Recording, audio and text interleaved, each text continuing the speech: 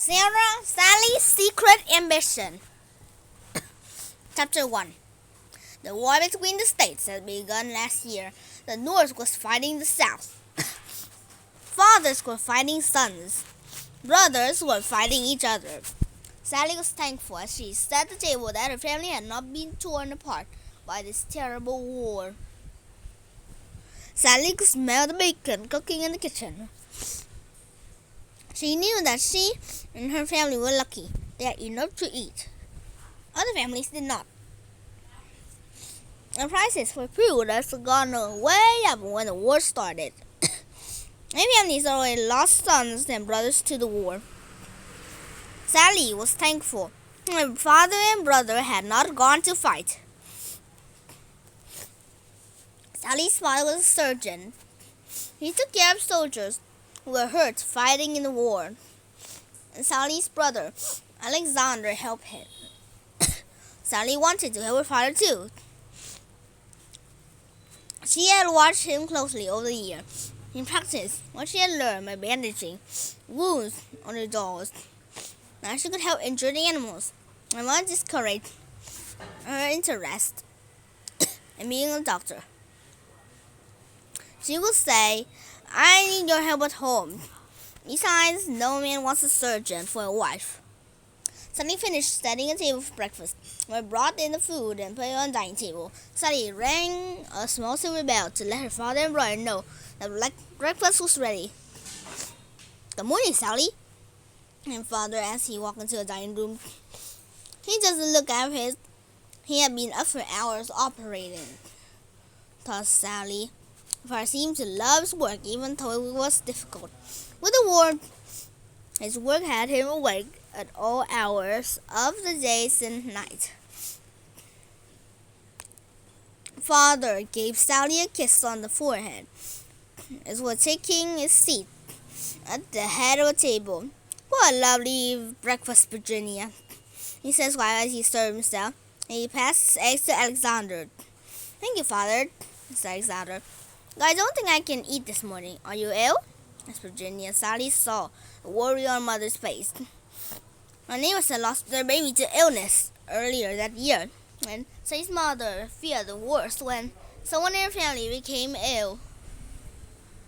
"The boy's not ill, Virginia," Sally's father said in a booming voice. Then he chuckled. "I'm afraid your son's still gonna stand a sight of an operation," he said. "He almost fainted early this morning at the field hospital. Now I was working on a boy's badly wounded leg." Alexander got a chance to do what Sally dreamed of doing. But Alexander wanted to be anything but a surgeon. Sally's anger had risen when he realized that. "That's not fair," Sally dreamed. And one day she would keep people, as her father did. But she kept that dream a secret. She knew her mother would dig her heels in and say, "No man would want a doctor for a wife, and that's that." Chapter 2. After breakfast, Sally cleared the table and washed the dishes. He dusted the books in her father's study. He knew all his books by heart. When she was young, her father let her look at the pictures of a human body. He taught her the names of all the bones and organs. As Sally got older, her free time was spent sneaking into the study to read his books again and again. She hoped that one day she would persuade her parents to let her help at a field hospital. He just had to think of a way to do it. Otherwise, her life's ambition might have to remain a dream. Sally was secretly watching her father do operations.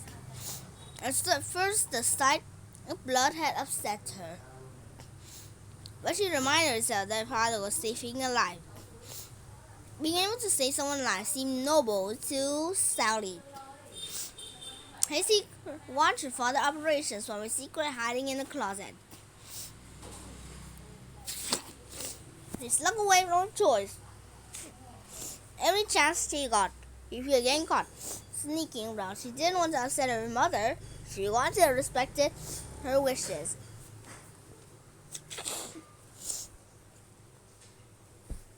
One day came Sally to persuade her parents. Sally wanted to be right for it. So he continued watching her father and wrote down what he saw him do on a secret notebook. They keep hidden under her bed.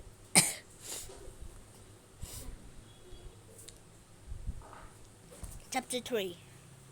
One afternoon, Sally was alone at home doing laundry. Her mother was at the home neighbor, helping other women make bandages for old sheets. Sally heard cannon shots in the distance. In another battle, she saw more wounded soldiers. She pictured her father and brother working in the field hospital, tending to the wounded soldiers. She had gathered up the clean, wet clothes from laundry tub and took them outside the clothesline. The clothes were piled so high covering her arm and did not see the soldier coming toward her. It already jumped out of her skin when he called to her. Startled, she dropped the clean laundry on the ground. The soldier was wounded, but the cut was not so deep. They saw the blood had soaking through the sleeve of the soldier's uniform. He ripped one of the sheets and wrapped it tightly around his wound to stop the bleeding. "Please, could you help my friend John?" asked the soldier. "He got shot in the leg." Sally ran to the house and grabbed her father's spare medical bag. He took the ripped sheet and got some water from the well and followed the soldier down the road. As they hurried along, the soldier introduced himself. His name was George, and he was not older than Sally. George's friend was not far away. John was still against the tree, his leg bleeding badly. Sally gave the boy some water and turned to treat his wound. She washed away his blood with the water, but the blood swiftly covered the wound again. He saw enough to know that the lead bullet was not very deep in his leg. He tore a band from the sheet and took a forceps from his back. She gripped the end of the bullet with the forceps and pulled it from John's leg. Next, Sally quickly grabbed the bandage tightly around the wound to stop bleeding. The pressure from the bandage would keep him from losing too much blood and became unconscious. But Sally was quite sure the bleeding had slowed. He had to take the boy to her father. George got Sally word. "You bandaged his leg as well as a doctor would have," she said, impressed with Sally's skill. "Where did you learn that?" "My father is a surgeon," said Sally. "He was really proud of you," said George. Sally hoped so, but she knew her mother would be angry if she found Sally covered in blood, wrapping bandages around the man's legs. Sally was lost in thought and so focused on her work, and she did not hear her father and brothers came up behind her. "You did a good job with a bandage, Sally," said her father. "Better than I could do," admitted Alexander. Sally appreciated the praise, and she saw his mother walking toward them.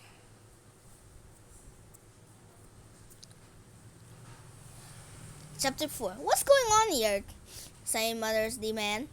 "Sally, are you hurt?" "It looks like we have another doctor in the family," explained Sally's father. The gentleman looked sour. "Look at your dress. It's filthy." "Maybe Sally can help you at the field hospital instead of me," suggested Alexander. "I need Sally at home," Sally's mother insisted. "She has chores to do."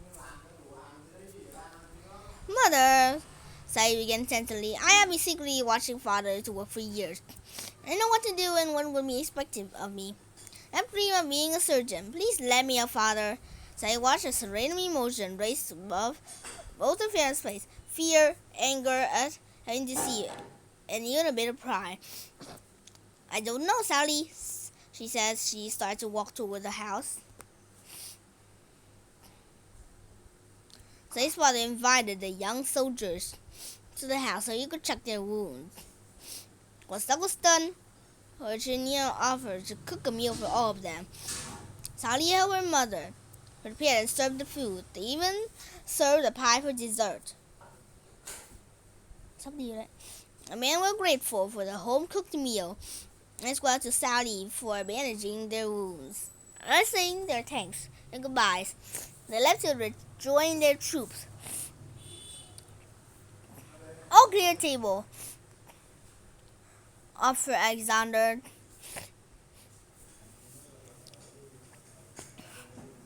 Eager to stay away from the Hill Hospital. "Sally, would you like to come to the Hill Hospital with me?" asked her father. Sally looked at her mother. Virginia's expression said everything. She was not pleased.